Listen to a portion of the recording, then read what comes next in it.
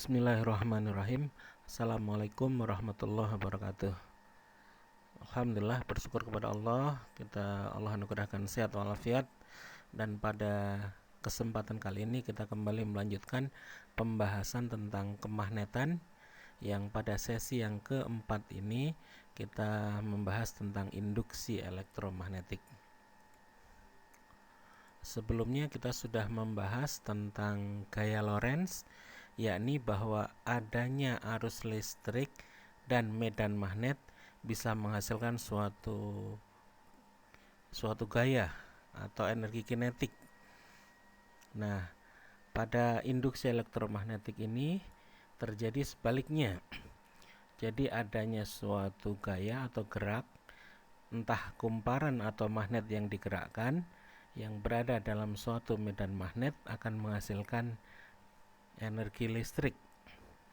Nah, lebih jauh tentang induksi elektromagnetik kita bahas sebagai berikut. Perhatikan gambar bagaimana ketika suatu magnet digerakkan mendekati magnet atau menjauhi magnet. Nah, ternyata jarum galvanometer G itu menunjukkan suatu gerakan penyimpangan yang menunjukkan bahwa adanya energi listrik, adanya arus listrik yang timbul. Sebaliknya, pada saat magnet diam, baik di luar atau di dalam kumparan, maka ternyata jarum galvanometer diam, yang menunjukkan tidak adanya energi listrik. Maka kemudian disimpulkan bahwa induksi elektromagnetik ini adalah gejala munculnya arus listrik induksi pada suatu penghantar akibat perubahan jumlah garis gaya magnet yang menembus kumparan tersebut. Jadi ada dua parameter, ada dua prasyarat, yakni adanya medan magnet yang berubah jumlah garis gaya yang menembusnya dan adanya penghantar.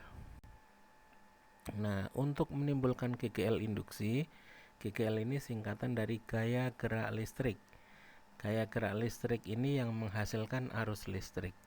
Nah, untuk menimbulkan GGL induksi, maka ada beberapa cara yang bisa dilakukan, yakni menggerakkan. Menggerakkan ini bisa translasi, menggerakkan secara lurus magnet mendekat dan menjauh dari kumparan, atau bisa juga melakukan putaran, memutar magnet di depan atau di dekat kumparan. Kemudian cara yang kedua bisa juga dengan mengalirkan arus searah atau DC dan memutus hubungkan. Ya, jadi dihubungkan, diputus, dihubungkan, diputus, dihubungkan, diputus. Terus secara berulang, secara periodik, nanti pada kumparan sekunder yang sebelah kanan akan timbul GGL induksi dan arus induksi, yang itu terindikasi pada gerak dari galvanometer. Jarum galvanometer akan menyimpang ke kiri dan menyimpang ke kanan, menunjukkan adanya GGL induksi atau arus induksi.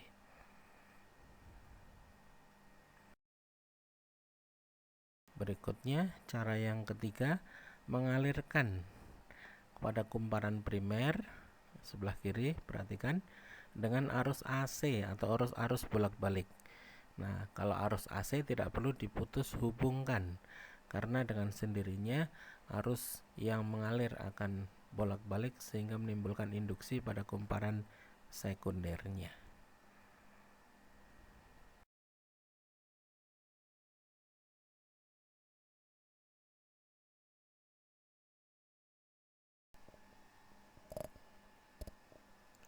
Berikutnya kita lihat faktor-faktor yang mempengaruhi besar gaya gerak listrik induksi ini.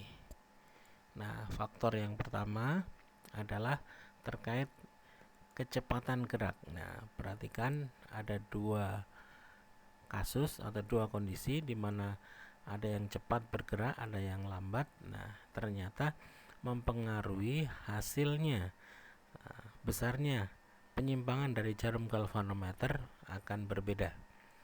Nah, hal ini kemudian disimpulkan bahwa KGL induksi besarnya sebanding dengan kecepatan putaran atau kecepatan gerak dari magnet atau perubahan flux magnetnya.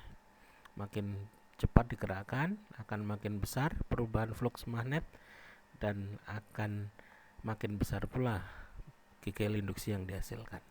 Nah, kondisi yang kedua perhatikan adalah jumlah lilitan kumparan. Jumlah lilitan kumparan ini mempengaruhi besar KGL induksi. Nah, perhatikan bahwa yang lebih banyak lilitannya, penyimpangan jarum galvanometer lebih jauh, menunjukkan lebih besar arus induksi yang timbul pada kumparan tersebut.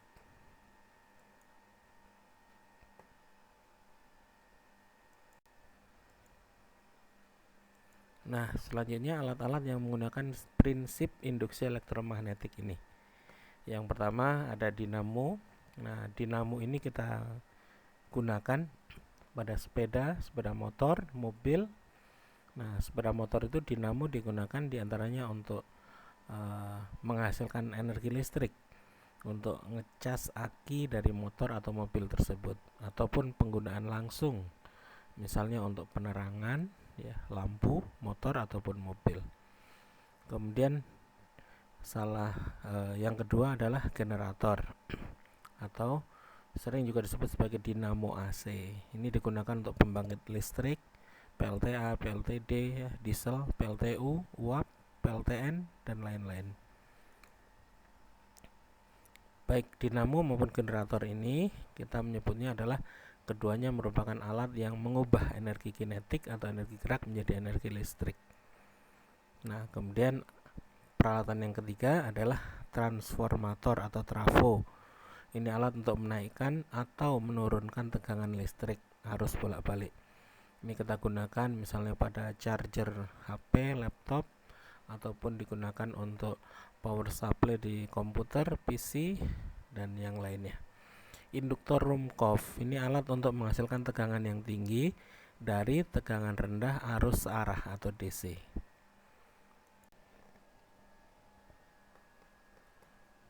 Ini gambar skema untuk dinamo DC, ya. Alat untuk menghasilkan energi listrik dari energi gerak. Jadi mengubah dari energi gerak atau energi kinetik menjadi energi listrik.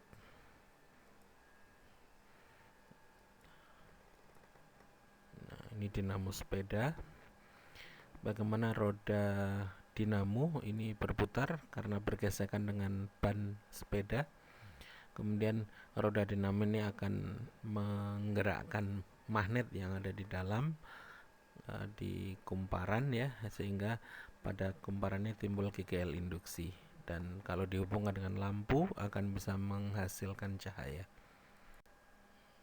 Ini generator AC, ya, generator untuk arus bolak-balik.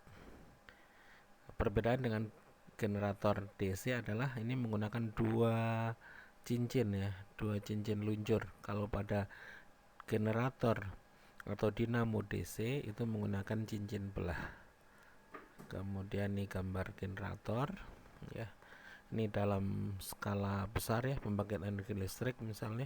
Kalau yang sebelah kanan ini genset, ya, ukuran kecil untuk skala perumahan misalnya. Kemudian penggunaan yang keempat ini trafo, ya, bagian-bagian dari transformator. Ada kumparan primer yang dihubungkan dengan sumber listrik dan kumparan sekunder yang nanti dihubungkan dengan alat-alat listrik.